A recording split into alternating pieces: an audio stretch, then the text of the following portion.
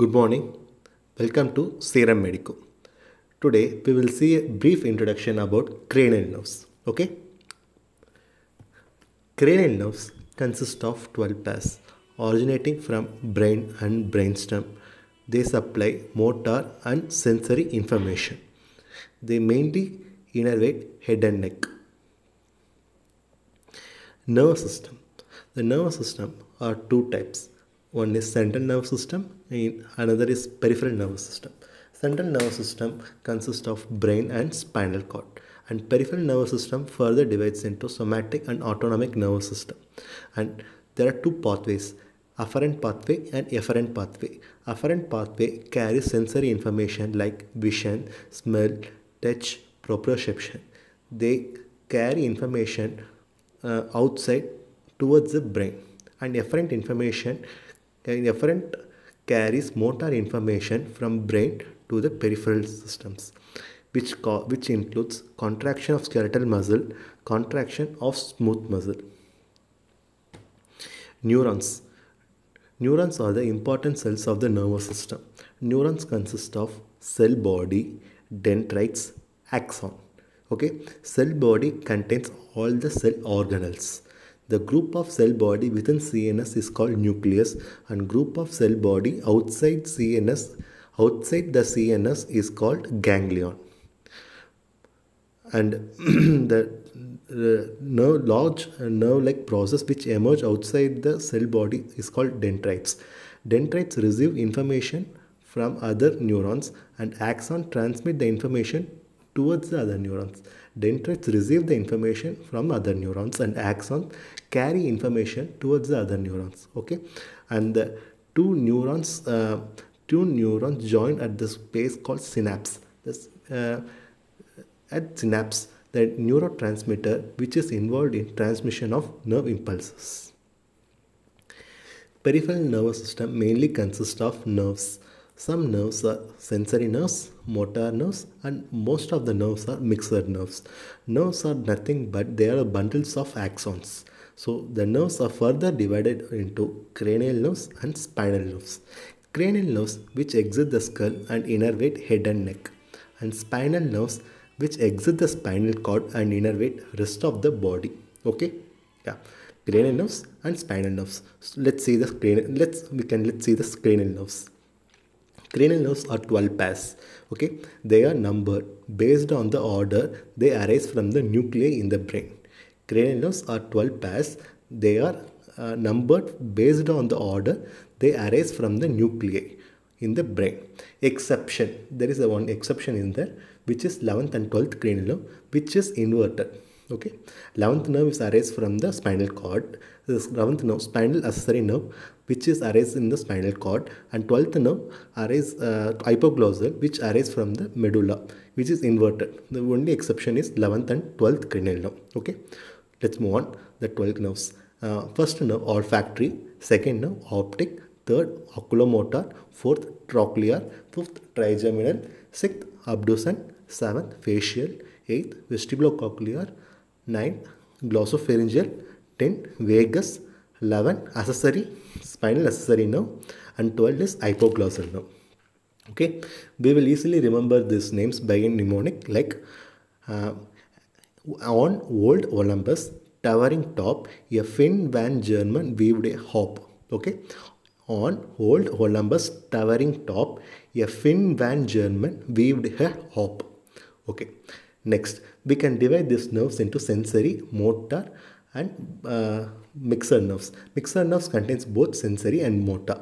Okay, olfactory nerve is a sensory nerve, optic nerve is a sensory nerve, oculomotor is a motor nerve, and trochlear is a motor nerve. Trigeminal, it contains both sensory and motor. Abducens contains only motor, and facial contains both sensory and motor. Vestibulocochlear is a sensory nerve. Glossopharyngeal contains both motor and sensory nerve, and vagus also contains both sensory and motor nerve, and accessory nerve is a motor nerve. Hypoglossal nerve is a motor nerve. We can also easily remember by a mnemonic. Some say marry money, some say marry money, but my brother says big brain matters more. Some say marry money, but my brother say big brain matters more. Some say marry money, but my brother says big brains matter more. S for sensory, M for motor, and B for both, which contains both sensory and motor. Okay, we discuss the individual nerves. First nerve is an olfactory nerve. Olfactory nerve arises from primary olfactory cortex. Okay, then it arises the olfactory tract, which runs up to olfactory bulb. Olfactory bulb lies above the cribriform plate of the ethmoid bone. Okay, there are many sensory nerves. Um, which synapse with the olfactory bulbs. The sensory nerves pierce the cribriform plate of the ethmoid bone and synapse with the olfactory bulb. They carry the sensory information towards the olfactory bulb. We already discussed, right? Olfactory nerve is a sensory nerve. That's why I once again repeat, olfactory nerve arises from primary olfactory cortex, which is in the temporal region of the brain. Then it forms the olfactory tract. Olfactory tract runs up to olfactory bulb. Olfactory bulb lies above the cribriform plate of the ethmoid bone. Okay, and then many sensory nerve fibers pierce the ethmoid cribriform plate and synapse with the olfactory bulb, and which carries the sensory information, which transmits the sensory impulse. And the next nerve is an optic nerve. Optic nerve emerge from the retina of the eyes. Okay, optic nerve emerge from the retina of the eyes. Then it passes through the optic canal. And joins with the optic nerve of the opposite eye. Okay, which forms optic chiasm.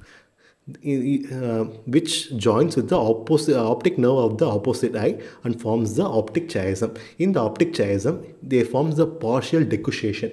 Partial decussation means the fibers from the temporal fields cross each other. But the nasal fields won't cross. They won't cross. Okay. After crossing, the optic fibers forms optic tract, which carry information from the opposite side of the visual field. Okay. After crossing, optic tracts carry information from the opposite side of the visual field. First it arises from the retina, and then it crosses, which forms optic chiasm, and then forms optic tract, and which forms optic tract. Optic tract carries information from the opposite side of the eyes. Then optic tract synapse at the various nucleus. There are various nucleus, some synapse in the suprachiasmatic nucleus, and some in pretectal nucleus, and some in lateral geniculate nucleus. Okay, some in suprachiasmatic, some in pretectal nucleus, and some in lateral geniculate nucleus. Suprachiasmatic nucleus, which is located in hypothalamus, which is responsible for maintenance of sleep-wake cycle, and pretectal nucleus, which is responsible for maintenance of eye reflexes. And most of the fibers synapse in the lateral geniculate nucleus. After synapse, lateral geniculate nucleus forms optic radiation. Okay, optic radiation. Most of the fibers forms optic radiation. Optic radiation, which blends with occipital visual cortex. This optic radiation, which blends with occipital visual cortex in the brain, and which is responsible for interpretation of visual information. Okay, which blends with occipital visual field in the brain and responsible for interpretation of visual information. I once again repeat, optic nerve arises from the retina of the eye, then it passes through the optic canal and joins with the optic nerve of the opposite eye and forms optic chiasm.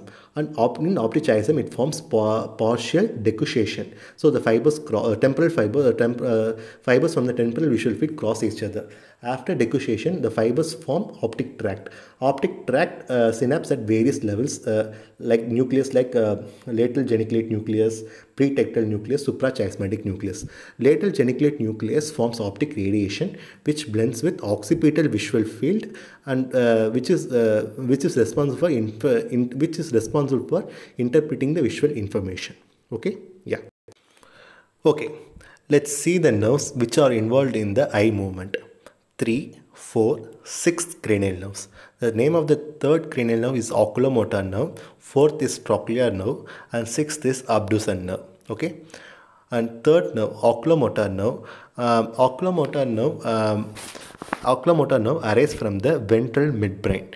It runs in the superior orbital fissure. Okay, oculomotor nerve arises from the ventral midbrain, which runs in the superior orbital fissure, and crosses the foramen in the splenoid bone. After crossing the foramen in the splenoid bone, it gives two branches: superior branch and inferior branch. Superior branch innervates levator palpebrae superiorlis muscle and superior rectus muscle. Okay, an inferior branch innervates inferior oblique muscle and inferior rectus muscle. Okay, it arises from the ventral midbrain, runs in the superior orbital fissure, and crosses the foramen in the splenoid bone, and it gives two branches. One branch is superior branch, which innervates superior rectus muscle and levator palpebrae superiorlis muscle, and inferior branch gives rise to inferior oblique and inferior rectus muscle. Okay, the action of the levator palpebrae superiorlis muscle raises the upper eyelid. Okay, the action of levator palpebrae superiorlis muscle raises the upper eyelid, and the action of superior rectus muscle elevates the eye. And inferior rectus and inferior oblique muscle is responsible for abduction and depression, and adduction and abduction respectively. Okay, inferior oblique and inferior rectus involved in abduction, depression, and adduction, abduction respectively. Okay, afterwards, the branches from the and the nerve fibers from the inferior branch give rise to short ciliary nerve. Okay, the branches from the inferior branch moves to the ciliary ganglion, give rise to short ciliary nerves. Short ciliary nerves. The short ciliary nerves innervates sphincter pupillae muscle and ciliary muscle. Sphincter pupillae muscle, which is responsible for pupil constriction, and ciliary muscle, which is responsible for visual focusing. Okay, the inferior branch which moves to ciliary ganglion give rise to short ciliary nerves. Short ciliary nerves innervates two. One is sphincter pupillae, which is responsible for pupil constriction, and other one is ciliary muscle, which is responsible for visual focusing, like accommodation. It is the ciliary muscle which helps in accommodation. Okay, yeah. And the fourth cranial nerve is known as trochlear nerve. The trochlear nerve also has the same action. Trochlear nerve arises from the dorsal midbrain. Okay, oculomotor nerve arises in the ventral midbrain, but the trochlear nerve arises in the dorsal midbrain. It joins with oculomotor nerve, runs in the superior orbital fissure. Okay, it also runs along the oculomotor nerve in the superior orbital fissure and innervate superior oblique muscle. Okay, it innervates, trochlear nerve innervates only superior oblique muscle. The action of superior oblique muscle, abduction, depression, internal rotation. Okay. Once again I repeat, the fourth cranial nerve is the trochlear nerve. Trochlear nerve arises from the dorsal midbrain. It joins with oculomotor nerve in the superior orbital fissure and innervate only one muscle, which is known as superior oblique muscle. Superior oblique muscle, the action of superior oblique is abduction, depression, and internal rotation. Okay, we want to next nerve, sixth cranial nerve, abducens nerve. Abducens nerve arises in the pons. The first, third and fourth cranial nerve arises in the midbrain. Third nerve, oculomotor nerve, in the ventral midbrain, and fourth cranial nerve, trochlear nerve, arises in oculomotor nerve in the ventral midbrain, trochlear nerve in the dorsal midbrain, and the sixth cranial nerve, abducens nerve, arises in the pons. After arising the pons, it also runs in the superior orbital fissure and supplies lateral rectus. Okay, the action of lateral rectus only abducts the eye. Okay, Abduction nerve is also known as lover's nerve. It is as a special name lover's nerve because it innervates the lateral rectus, which is involved in the abduction. Okay, this is the only action the lateral rectus do. All the nerves like third and fourth and sixth cranial nerve runs in the superior orbital fissure and innervates various muscles. Yeah, thank you. Then we move to the fifth cranial nerve. It is trigeminal nerve. Trigeminal nerve arises in the pons. Okay. After arising the pons, trigeminal nerve goes to the trigeminal ganglion. In the trigeminal ganglion, it divides into three branches. Okay. It divides into three branches. First branch is ophthalmic branch. Second branch is maxillary branch, and third branch is mandibular branch. Okay. Trigeminal nerve arise in the pons. Okay. After arising, it goes to the trigeminal ganglion. It gives rise to three branches: ophthalmic branch, maxillary branch, mandibular branch. Okay. After ophthalmic branch, it passes through the superior orbital fissure. Ophthalmic branch passes through superior orbital fissure, and it gives a sensory innervation to the skin over upper eyelid, nose, forehead, scalp. Okay, ophthalmic branch gives sensory innervation to the skin, overlies the upper eyelid, forehead, nose, and scalp. Okay, maxillary nerve exits to foramen rotundum and gives sensory innervation above the maxilla, nasal cavity, palate, and skin over the cheek. And mandibular nerve is the largest branch, and it exits to the foramen ovale, and it gives two sensory as in motor innervation. Okay, only one motor innervation. It supplies the muscles of mastication, like chewing muscles. It supplies muscles of mastication. Only one motor innervation, and sensory innervation over the lower lip, chin, and temporal scalp. Okay, I once again repeat. Fifth cranial nerve is trigeminal nerve, which arises from the pons. It runs over trigeminal ganglion, gives three branches: ophthalmic branch, maxillary branch, and mandibular branch. Okay, ophthalmic branch, after passing through superior orbital fissure, gives sensory innervation to the skin over the upper eyelid, nose, forehead, and scalp. Maxillary branch exits through foramen rotundum, gives sensory innervation to maxilla, nasal cavity, palate, skin of cheeks. Mandibular nerve, and third nerve is the mandibular nerve, which is the largest branch of the trigeminal nerve. It exits through foramen ovale. Okay, and it gives both sensory and motor branches. Motor innervates only muscles of mastication, and sensory innervation through lower lip, chin, and temporal scalp. Okay. After pausing, next cranial nerve is the seventh cranial nerve, facial nerve. Facial nerve is also arise from the pons. Okay, facial nerve arise from the pons. After arising from the pons, it runs in the temporal border of the skull. It runs in the temporal border of the skull through internal acoustic meatus. In the geniculate ganglion, it gives three intracranial branches. One is greater petrosal nerve, and next is stapedius nerve, and next is cauda tympani nerve. Okay. Facial nerve arises from the pons, which runs in the temporal border of the skull through internal acoustic meatus. Okay, and runs to the geniculate ganglion. In the geniculate ganglion, it gives three intracranial branch. One is greater petrosal, and second is stapedius nerve, and third is cauda tympani nerve. Greater petrosal nerve supplies autonomic fibers to lacrimal gland, nasal, and palatine pharyngeal glands. Okay, and stapedius nerve, it is a motor nerve to stapedius muscle within the middle ear. Okay, and cauda tympani innervates sensory to the anterior two-third of the tongue. Okay, three nerves: greater petrosal, stapedius, and cauda tympani. After passing to geniculate ganglion, it passes to stylomastoid foramen.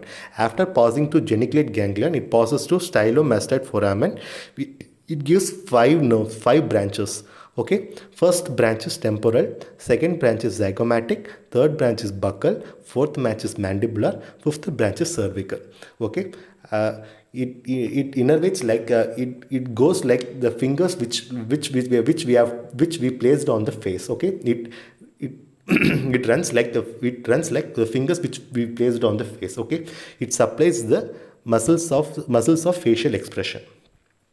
Okay, I once again repeat. Seventh cranial nerve, I once again repeat the facial nerve. Facial nerve is the seventh cranial nerve. It arises from the pons, runs in the temporal border of the skull through the internal acoustic meatus. In the geniculate ganglion, it gives three intracranial branch: greater petrosal, stapedius nerve, chorda tympani nerve. After that, it passes to stylomastoid foramen, gives five branches. Five branches are temporal branch, zygomatic branch, buccal branch, mandibular branch, and cervical branch. Okay, which supplies the muscles of facial expression. Okay, that's all. It pauses the branches which innervates like like which resembles the finger we just based on the face, like that. So, and eighth cranial nerve is the vestibulocochlear nerve. Vestibulocochlear nerve is also arised from the pons. Okay, it enters the internal acoustic meatus and divides into two branches: vestibular nerve and cochlear nerve. Okay, vestibulocochlear nerve arises from the pons. It enters internal acoustic meatus and divides into two branches. One branch is called vestibular nerve and other branch is called cochlear nerve. Vestibular nerve supplies the equilibrium receptor in the vestibule. Okay, vestibular nerve is responsible for maintenance of equilibrium. Okay, so it supplies equilibrium in the vestibule, and cochlear nerve supplies the hearing receptors in the cochlea. Okay, once again repeat. Eighth cranial nerve is called vestibulocochlear nerve. It arises from the pons and it enters the internal acoustic meatus, gives rise to two branches. One branch is vestibular nerve and other branch is cochlear nerve. Vestibular nerve supplies the equilibrium in the vestibule, and cochlear nerve supplies hearing receptors in the cochlea. So it is responsible for hearing, and cochlear branch is responsible for hearing. Vestibular nerve is responsible for maintenance of equilibrium. Yeah. Let's move on to the ninth cranial nerve, glossopharyngeal nerve. Glossopharyngeal nerve originates in the medulla and exits the skull through jugular foramen. Okay, it originates in the medulla and exits the skull through jugular foramen. After that, it innervates skull and tongue and pharynx. Okay, it gives motor fibers to stylopharyngeus muscle and which is responsible for elevates pharynx in swallowing. Okay, it gives motor innervation to stylopharyngeus muscle, which is responsible for elevation of pharynx in swallowing, and it gives parasympathetic motor fibers to parotid glands. It gives parasympathetic motor fibers to parotid glands, and it also gives sensory fibers to the tongue and responsible for taste of posterior 1/3 of the tongue. Okay, it is responsible for touch and pain in the pharynx. Okay, it gives motor fibers to stylopharyngeus muscle, which is responsible for elevation of pharynx in swallowing. Okay, and it gives parasympathetic motor fibers to the parotid glands, and it innervates the sensory taste of the posterior 1/3 of the tongue. And it also innervates pharynx, responsible for touch and pain, which is responsible for touch and pain. It also conveys information from the chemoreceptors in carotid bodies. Okay, it also conveys the information from the chemoreceptors in the carotid bodies, which helps in the regulation of respiration and balance of monitoring the levels of oxygen and carbon dioxide. It also conveys information from carotid receptors, baroreceptors of the carotid sinus. Baroreceptors of the carotid sinus monitoring blood pressure. Okay. Let's just repeat once again. The ninth cranial nerve, glossopharyngeal nerve, it originates in the medulla, exits through jugular foramen. It innervates, it gives motor fibers to stylopharyngeus muscle, which is responsible for elevation of pharynx during swallowing, and it gives parasympathetic motor fibers to parotid gland. and it supplies taste for the posterior one third of the tongue, and responsible for touch and pain in the pharynx. Okay, it conveys information from chemoreceptors in the carotid bodies, which helps in the regulation of respiration, and it conveys information from the baroreceptors of the carotid sinus and helps in the monitoring blood pressure. Okay, next. Next, the 10th cranial nerve is the vagus nerve. Vagus nerve also originates in the medulla and it exits through the jugular foramen. Okay, 9th nerve and 10th nerve originates from the medulla and it both exits through the same jugular foramen. Okay, vagus nerve as a vagal the name the vagus it derived from the it is derived because it has vagal course. It dips into thorax and abdomen. Okay, it is the only cranial nerve which extends beyond the head and neck. It gives somatic motor to the muscles of pharynx and larynx, which is responsible for swallowing. Okay, it gives parasympathetic fibers to heart, lungs, and abdominal organs, and responsible for maintenance of heart rate, breathing, digestion. Okay, it carries the sensory information from thoracic and abdominal organs like baroreceptors, chemoreceptors, and taste buds in the epiglottis. Okay, epiglottis also contains some taste buds apart from the tongue. Okay, that let's repeat once again. The 10th cranial nerve, vagus nerve, originates from the medulla. It exits the skull through jugular foramen. It has extensive course beyond the head and neck. It reaches thorax, abdomen, and supplies various organs like it gives somatic motor to the muscles of pharynx and larynx, which helps in the swallowing, and it gives and it supplies parasympathetic fibers to heart, lungs, and abdominal organs, which is responsible for maintenance of heart rate, breathing, digestion, and it carries sensory information from thoracic and abdominal organs like baroreceptors, chemoreceptors, and taste buds from the epiglottis. Okay. Okay. The 11th cranial nerve, accessory nerve. It is its name because it has accessory functions like, okay, we already seen like the nerves are arranged, the orders are arranged from the order of the nucleus except the 11th and 12th cranial nerves, which are inverted. Okay, the order of nuclei is inverted from the 11th and 12th cranial nerves. The 11th cranial nerve originates from the spinal cord. Okay, originates from the spinal cord and enters the skull. Okay, it enters the skull. Okay, it originates from the spinal cord. It enters the skull to foramen magnum. Very important point to remember this.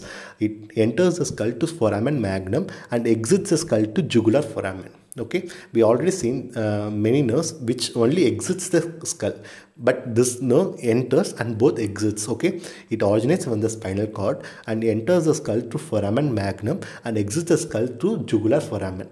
It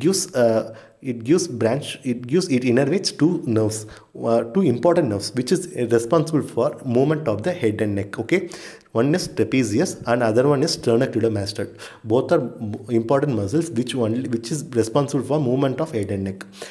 One is trapezius and another is sternocleidomastoid. It is responsible for carrying the sensory proprioceptive information from these two nerves. Okay, it is very important. It is very important in the movement, as well as it carries the sensory proprioceptive information from these muscles. Okay, once again repeat. 11th cranial nerve is called accessory nerve. It originates from the spinal cord and enters the skull to foramen magnum and exits the skull to jugular foramen. It innervates two important muscles like trapezius, sternocleidomastoid, which is important for the movement of head and neck. Okay, it also carries the sensory proprioceptive information from these two muscles. Okay, then 12th cranial nerve is also known as hypoglossal nerve. Okay, the hypoglossal nerve originates from the medulla. The 11th nerve originates from the spinal cord and 12th nerve originates from the medulla, which is inverted like the others are in the 1 to 10 cranial nerves are arranged in the order of the nucleus, but these two nerves are inverted in their order. The 11th cranial nerve arises from the spinal cord and 12th cranial nerve arises in the medulla. Okay, after arise from the medulla, it exits the hypoglossal foramen. After arise from the medulla, it exits the skull through hypoglossal foramen and gives motor fibers to the muscles of tongue. Okay, it innervates the muscles of tongue. It gives the motor fibers to the muscles of tongue, and it is very important for providing the sensory proprioceptive information from the tongue. Okay, it once again repeat, hypoglossal nerve is the 12th cranial nerve. It originates from the medulla and exits the skull through hypoglossal foramen. It gives motor fiber to the muscles of the tongue. It gives motor fibers to the muscles of the tongue, and it carries the sensory proprioceptive information from the muscles of the tongue. Okay. Then we complete the 12 pairs of cranial nerves, and at last we we end up with the proverb, wherever the art of medicine is loved, there is the love of humanity. Okay, it is said by the Hippocrates. Whenever there is the art of medicine is loved, there is also a love of humanity. I end up this session. Thank you. Bye.